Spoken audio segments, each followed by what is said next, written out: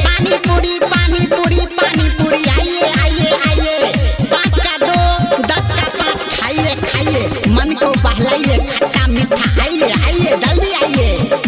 DJ सूरज माँ Gayatri recording studio.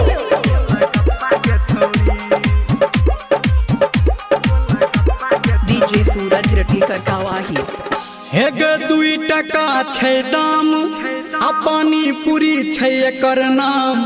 आन ताजा ताजा खा ले गोलगप्पा गे छौरी आन ताजा ताजा खा ले गोलगप्पा गे छौरी गोलगप्पा गे छौरी गोलगप्पा गे छौरी गोलगप्पा गे छौरी गोलगप्पा गे छौरी आन ताजा ताजा खा ले गोलगप्पा गे छौरी आन ताजा ताजा खा ले गोलगप्पा गे छौरी आन ताजा ताजा खा ले गोलगप्पा गे छौरी।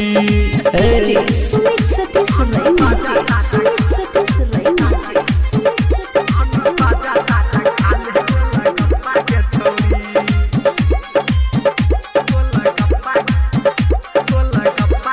अभी आप सुन रहे हैं सावरिया म्यूजिक। डीजे सूरज रटीकर कौवाही। एगे कने के तीखा कने के मीठा देख ले न चीख के आ पैसा नहीं देबही अखन तो हम राख लेबो गे लिख के। एगे बेचे छी हम हमर नया अखन दुकान छै आ ठकबो ने हम गे पकिया हमर सामान छै। एगे आई नगद कल उधार आ कोड नहीं सोच विचार आन खा ले ताजा ताजा गोलगप्पा गे छौरी आन खा ले ताजा ताजा गोलगप्पा गे छौरी गोलगप्पा गे छौरी गोलगप्पा गे छौरी गोलगप्पा गे छौरी गोलगप्पा गे छौरी आन खा ले ताजा ताजा गोलगप्पा गे छौरी आन खा ले ताजा ताजा गोलगप्पा गे छौरी। डीजे सुमित सतीश रैना सुमित सतीश रैना।